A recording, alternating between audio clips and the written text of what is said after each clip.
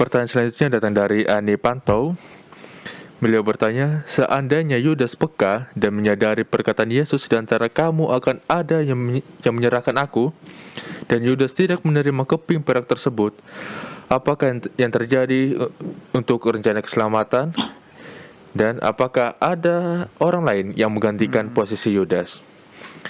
Silakan pendeta untuk penjelasannya. Terima kasih. Selamat malam, saudari atau mungkin Ibu Ani Pantau. Tadi kita sepertinya sudah baca satu ayat, dan saya mau kita baca lagi itu ayat dalam Matius pasal yang ke-20 ayat yang ke-28 yang mengatakan anak manusia datang bukan untuk dilayani, melainkan untuk melayani dan untuk memberikan nyawanya sebagai tebusan bagi banyak orang. Tuhan Yesus memberikan nyawanya.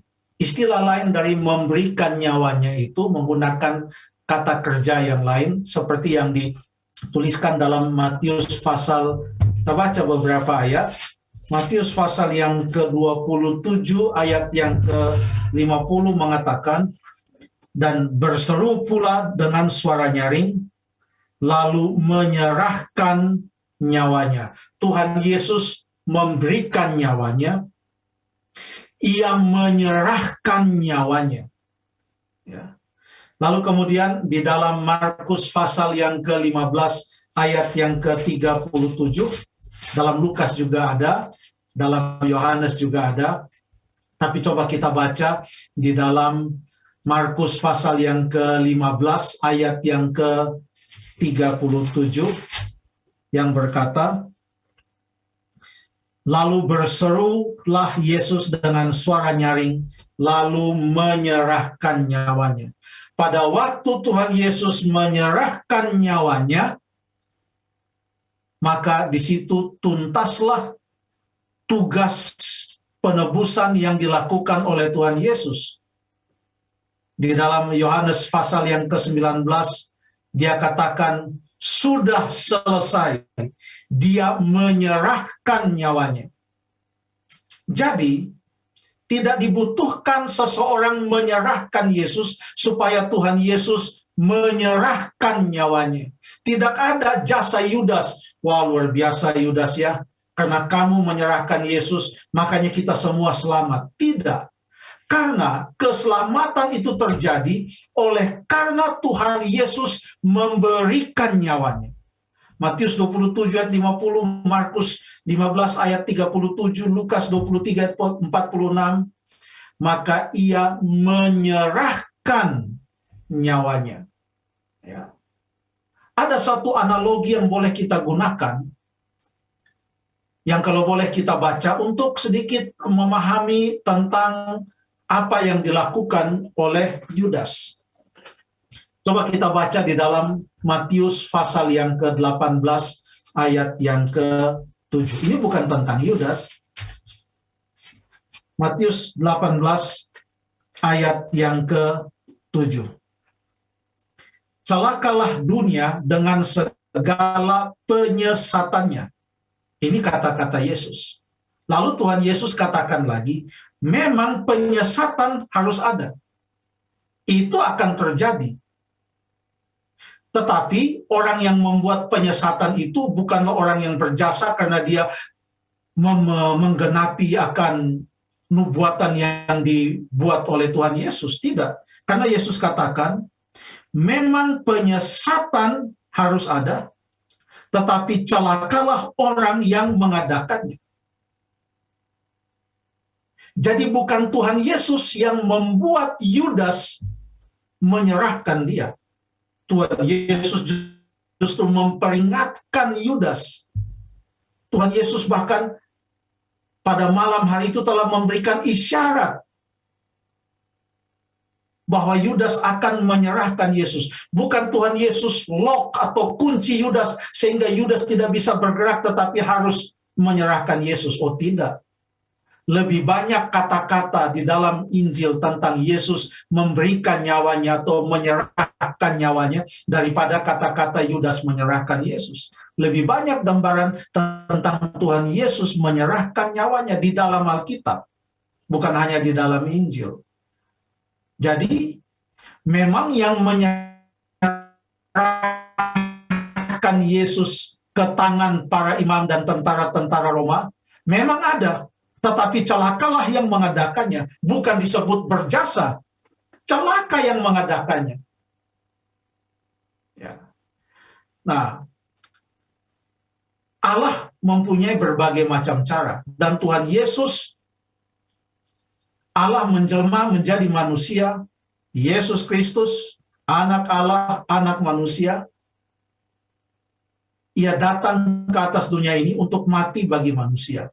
Sedangkan untuk menolong manusia sekalipun, Allah mempunyai banyak cara. Contohnya, Roma 8 ayat 28 mengatakan, Allah turut bekerja dalam segala sesuatu untuk mendatangkan kebaikan. Bukan hanya ada satu cara Tuhan untuk mendatangkan kebaikan bagi satu orang. Sedangkan Yusuf yang dijual dengan maksud jahat oleh saudara-saudaranya, Tuhan bisa balikan itu menjadi sesuatu yang baik. Dia bisa bekerja melalui berbagai macam cara. Tidak ada jasa-jasa Yudas di sana. Karena Tuhan Yesus tidak berusaha melepaskan dirinya. Dan sebelum Yudas berencanakan untuk membunuh atau menyerahkan Yesus, dia berencana untuk menyerahkan Yesus. Sudah ada sebelum itu pun rencana orang-orang Yahudi untuk membunuh Yesus. Sudah ada. Tapi Yesus tidak berusaha melepaskan diri pada saat ia sudah ditangkap dan dibawa ke berbagai pengadilan. Pilatus, Kayafas, Herodes, Pilatus.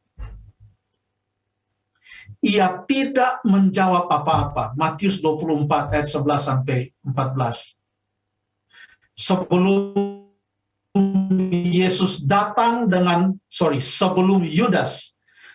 Yudas datang dengan orang-orang Yahudi dan tentara Roma untuk menangkap Yesus, Yesus sudah lebih dahulu berjuang di dalam doa kepada Bapanya. Matius 26. Ya Bapa, sekiranya mungkin biarlah cawan ini lalu dari kehendak-Mu lah yang jadi. 3 kali ia berdoa. Alkitab menggambarkan dia berdoa dengan dengan keringat seperti tetes-tetes darah. Dia sudah berjuang di sana. Dengan perjuangan Yesus, dia telah mengambil keputusan bahwa dia akan terus maju sampai di atas kayu salib. Dia sudah tahu. Dia telah menang. Tidak dibutuhkan seorang pahlawan seperti Yudas untuk datang menangkap Yesus. Yudas datang untuk memperkenalkan Yesus kepada beberapa orang yang mungkin pada waktu malam tidak tahu yang mana Yesus, bawa pentungan, bawa pedang, dan mereka itu disuruh oleh orang-orang Yahudi. Ini adalah pengawal-pengawal di bait suci dan beberapa tentara Roma. Ya. Kita baca ayat yang ke-51 dan ayat yang sampai ayat yang ke-53 dalam Matius pasal 26 yang menjelaskan bahwa Yesus bisa saja melepaskan diri seperti Simson waktu diserahkan oleh orang-orang Israel kepada orang-orang Filistin. Ingatkan ceritanya, orang Filistin tidak tahu bagaimana supaya bisa menangkap Simson. Mereka mengancam orang-orang Israel, akhirnya orang Israel datang kepada Simson, membujuk dia, lalu Simson katakan, ikat saya dengan tali. Diikat dia. Tetapi waktu orang-orang Filistin datang, Simson kemudian bisa melepaskan diri dari tali itu dan mengambil sebuah rahang keledai, lalu kemudian membunuh banyak orang-orang Filistin pada saat itu. Yesus pun, Yudas sepertinya mengikuti modus orang-orang Israel yang mau datang menangkap Simson. Tapi waktu Yesus diikat, dia tidak melepaskan diri seperti Simson mau melepaskan diri, tapi dia tetap diam. Ini menunjukkan bahwa Yudas bukan seorang pahlawan di sana. Dan Yesus tidak perlu seorang Yudas agar supaya ia bisa mati di atas kayu salib. Apakah kalau Yudas tidak menyerahkan Yesus, maka Yesus tidak menyerahkan dirinya? Ia tetap akan menyerahkan dirinya. Ada banyak orang-orang Yahudi yang berusaha membunuh Yesus. Ada beberapa contoh bahwa sebelum Yudas punya rencana untuk menyerahkan Yesus, orang sudah punya rencana mau menangkap dan membunuh Yesus. Kita baca 2 ayat lah. Dalam Yohanes pasal yang ke-7 ayat yang ke-30. Yohanes pasal yang ke-7 ayat yang ke-30. Stephen dan Salomo masih di sana? Ya, Pak Pendeta. Masih, Pendeta. Masih Oh ada ya, di sini. oke. Kan saya cuma lihat saya. Ya. Siap, Pak Pendeta. Ya, ini kan kita pakai Zoom. Ini live kita ini ya. Iya, Pendeta, betul. Live kita. Yohanes pasal yang ke-7 ayat yang ke-20. Yohanes pasal yang ke-7 ayat yang ke-30. Ayat 30, sorry. Saya baca. Mereka berusaha menangkap dia, tetapi tidak ada seorang pun yang menyentuh dia sebab saatnya belum tiba. Artinya sebelum Yudas mau menyerahkan Yesus, itu kan belakangan yang dia datang lalu menawarkan uang 30, menawarkan mau menyerahkan Yesus lalu dikasih uang 30 keping perak, kan belakangan. Sebelumnya orang sudah berusaha, dan siapa orang-orang ini? Pemimpin-pemimpin agama Yahudi. Mereka berusaha menangkap dia, tetapi tidak seorang pun yang menyentuh dia sebab saatnya belum tiba. Yesus tahu kapan saatnya. Kalau belum saatnya, siapapun tidak bisa menangkap atau membunuh dia. Coba kita baca di dalam Yohanes pasal yang ke-8 ayat yang ke-20. Yohanes 8 ayat yang ke-20. Kata-kata ini dikatakan Yesus dekat perbendaharaan waktu ia mengajar dalam bait Allah. Dan tidak seorang pun yang menangkap dia karena saatnya belum tiba. Sudah ada banyak percobaan penangkapan, percobaan pembunuhan kepada Yesus, tapi tidak bisa karena belum tiba waktunya. Dan kepada yang belajar nubuatan, yang tertulis di dalam Daniel pasal yang ke-9 ayat 25 sampai ayat yang ke-27. Kematian Tuhan Yesus sudah dinubuatkan kapan itu terjadi. Dan Tuhan Yesus tahu dia sedang menggenapi nubuatan itu. Dan belum tiba waktunya. Kalau sudah tiba waktunya, dia akan tahu. Pada malam hari itu, malam Paskah itu, malam sebelum ia ditangkap, apa yang dikatakan di dalam Yohanes pasal 13 ayat 1. Yohanes 13 ayat 1 mengatakan, sementara itu sebelum hari raya Paskah mulai, Yesus telah tahu bahwa saatnya sudah tiba untuk beralih dari dunia ini kepada Bapa. Pada malam sebelum ia ditangkap, dikatakan ia tahu saatnya sudah tiba. Dan betul besoknya ia ditangkap. Tidak ada Yudas sekalipun. Yesus tahu saatnya sudah tiba. Tidak ada Yudas sekalipun. Banyak orang Yahudi yang sudah berencana dan bermufakat mau membunuh Yesus. Itu pasti terjadi karena Yesus tahu saatnya sudah tiba. Saatnya sudah tiba. Waktu Yudas datang, kembalikan itu uang 30 keping perak, karena apa yang terjadi pada Yesus tidak sesuai dengan skenarionya. Maka ia tidak dihiraukan oleh pemimpin-pemimpin orang Yahudi itu. Mereka tidak mau menerima kembali akan uangnya itu. Jadi, kesimpulannya, tidak ada jasa Yudas. Itu adalah pilihan dia untuk melakukan apa yang ia telah lakukan.